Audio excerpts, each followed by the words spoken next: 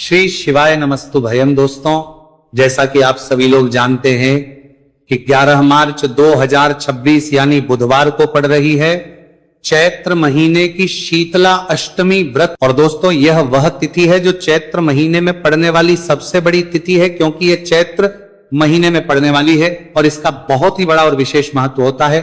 पूज्य गुरु जी ने कहा है कि अगर कभी भी मौका लग जाए और चैत्र महीने की शीतला अष्टमी बुधवार को पड़ जाए तो आप लोगों को 7 हरा दुर्वा का उपाय तो अवश्य ही करना चाहिए। इन दोनों का संयोग बहुत ही कम आता है। इसी के साथ में गुरुजी ने अपनी शिव पुराण कथा में बताया है कि इस दिन आपको 7 दुर्वा का उपाय तो आपको अवश्य ही करना चाहिए, क्योंकि ऐसा दिन पूरे साल में सिर्फ एक ही बार आता है। और दोस्तों, आप सभी लोग जानते हो कि बुधवार का अगर सबसे बड़ा उपाय है तो वह 7 हरा दुर्वा वाला उपाय है। तो दोस्तों, इस बुधवार शीतला अष्टमी के दिन आप लोगों को इस 7 हरा दुर्वा वाला उपाय को जरूर करना है। बहुत सारे लोग होंगे जिन लोगों ने इस उपाय को ना किया हो, मतलब पूरा साल निकल गया, उन्होंने किसी भी दिन इस 7 हरा दुर्वा वाला उपाय को ना किया हो। पर दोस्तों, आपके पास एक आखिरी मौका बचा हुआ है जो कि 11 मार्च के दिन है। तो इस दिन आप लोगों को इस वाले उपाय को जरूर कर लेना। भले ही आपने पूरे महीने भर इस उपाय को ना किया हो, पर अगर आपने इस चैत्र महीने के बुधवार शीतला अष्टमी के दिन अगर इस वाले उपाय को कर लिया तो आपको इस उपाय को करने का वह फल मिलेगा जिसकी आपने कभी कल्पना भी नहीं करी होगी। इसीलिए आप लोग इस वाले उपाय को एक बार जरूर कर लेना है, ताकि आप लोगों के हाथ से यह मौका ना जा सके और आपको इस उपाय को करने का फल मिल सके। दोस्तों, यह उपाय पंडित जी ने अपनी अभी ही शिव महापुराण की कथा में बताया है, जिस उपाय को आज हम आपको बहुत अच्छे से समझाने वाले हैं। इस वीडियो को देखने के बाद इस उपाय को समझने के लिए आपको कोई और वीडियो को देखने की जरूरत नहीं पड़ेगी। तो चलिए दोस्तों, उपाय को शुरू करते हैं। देखिए, यह इस चैत्र महीने के बुधवार शीतला अष्टमी के दिन ये इतना खास होता है, इतना महत्वपूर्ण होता है। देखा गया है कभी कभी बड़े बड़े पूजा पाठ अनुष्ठान से जो मनोकामना पूर्ण नहीं होते, वह चैत्र महीने के बुधवार शीतला अष्टमी के दिन एक छोटे से उपाय करने से ही आपकी मनोकामना पूर्ण हो जाती है। और बहुत सारे लोगों ने इस उपाय को किया भी है और उनको इस उपाय को करने का फल भी जरूर मिला है। अगर आप लोग भी इस उपाय को करना चाहते हैं तो आप इस उपाय को पहले अच्छे से समझ लेना, सुन लेना, उसके बाद करना। आपको इस उपाय का फल जरूर ही, और इस उपाय को कर लेने से आपके घर में चाहे किसी भी प्रकार की दुख और समस्या क्यों ना चल रही हो, आपको उसका कारण भी नहीं पता है कि भाई ये समस्या किस कारण से चल रही है। उसका कुछ भी कारण हो सकता है, जैसे इसे पितृदोष हो सकता है या किसी भी तरह का मंगल दोष भी हो सकता है। तो इस दिन आप लोगों को यह वाला उपाय कर लेना है। ये एक ऐसा उपाय है जिस उपाय को अगर किसी विशेष दिन पर किया जाए तो भाई उस विशेष दिन का जो है वह तो मिलता ही मिलता है, पर हमने उस दिन पर इस उपाय को किया है तो हमें उससे भी बड़ा फल मिलता है, और फल बहुत जल्दी मिलता है, क्योंकि आप इस उपाय को बहुत ही बड़े और विशेष दिन पर कर रहे।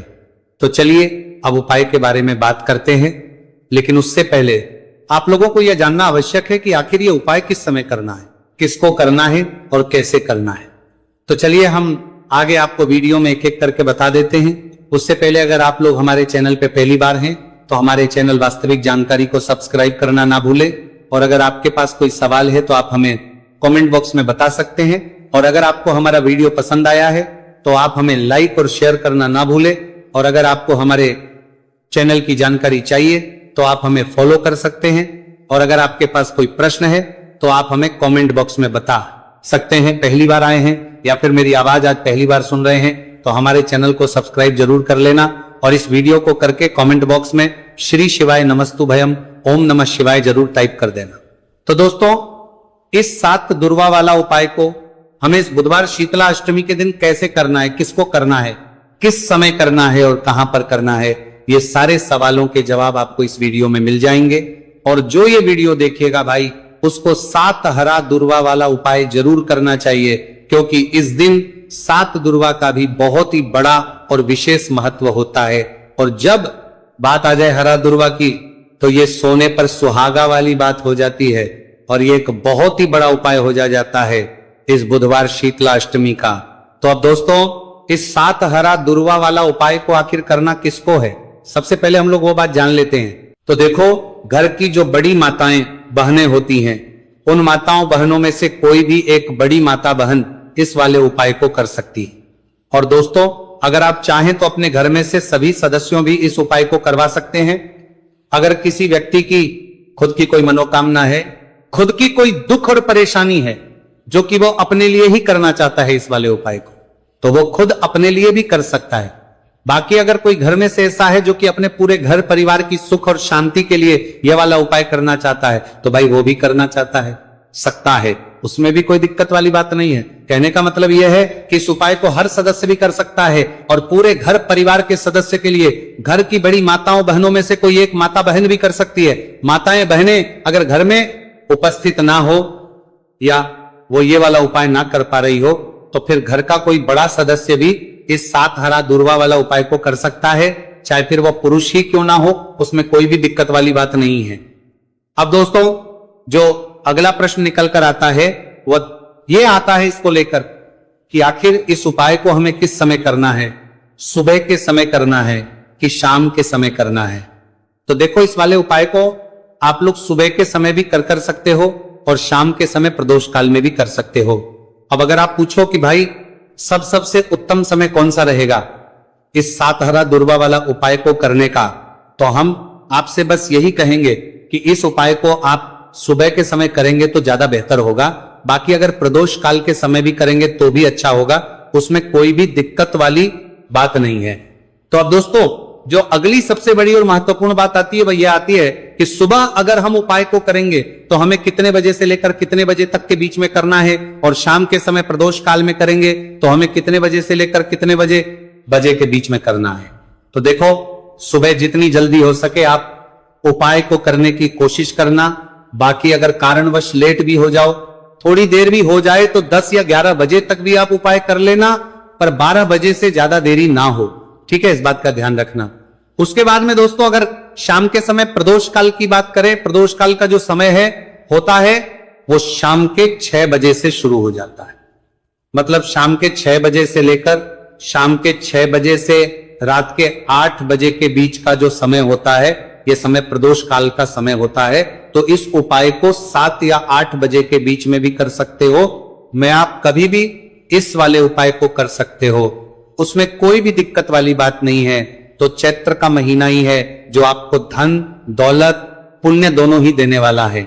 चैत्र के महीने में तुलसी का पूजन करके, श्री हरि विष्णु से जुड़े हुए कुछ उपाय करके आप अपने जीवन की निर्धनता, धन से जुड़ी समस्याएं, कर्जे से जुड़ी समस्याओं को हमेशा के लिए दूर कर सकते हैं। भगवान विष्णु को तुलसी अति प्रिय है, इसलिए उनकी पूजा में भी विशेष रूप से हम तुलसी का उपयोग करते हैं। और बिना तुलसी दल के, बिना तुलसी मैया के श्री हरि विष्णु की पूजा और उनका भोग दोनों ही अधूरे होते हैं। इसीलिए चैत्र के महीने में ऐसा उपाय आपको बताने वाले हैं जिसे करने से श्री हरि विष्णु की असीम कृपा आपको मिलेगी और मां तुलसी से ऐसा आशीर्वाद मिलेगा, जीवन का हर दुख, हर कष्ट, गरीबी, निर्धनता, कर्जे से जुड़ी समस्याएं, सब कुछ ही आपके जीवन से दूर हो जाएगा और सुख, समृद्धि, धन, वैभव, ऐश्वर्य, सब कुछ आपको अपने जीवन में आसानी से मिलने लगेगा। तो चलिए बात कर लेते हैं कि कौन सा उपाय है, तुलसी के पौधे में कौन सी चीज आपको रखनी है और इस उपाय को किस समय करना है।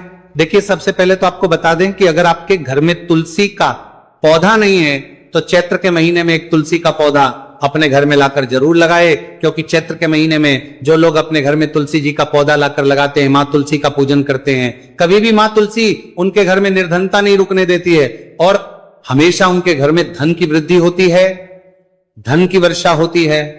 तो जरूर से तुलसी का पौधा आप चैत्र के महीने में अपने घर जरूर लेकर आए और अच्छे से आपको मां तुलसी का पूजन करना है, मां तुलसी के पौधे की देखभाल करनी है। और वह कौन चीज है जो आपको तुलसी के पौधे में चैत्र के महीने 11 मार्च बुधवार शीतल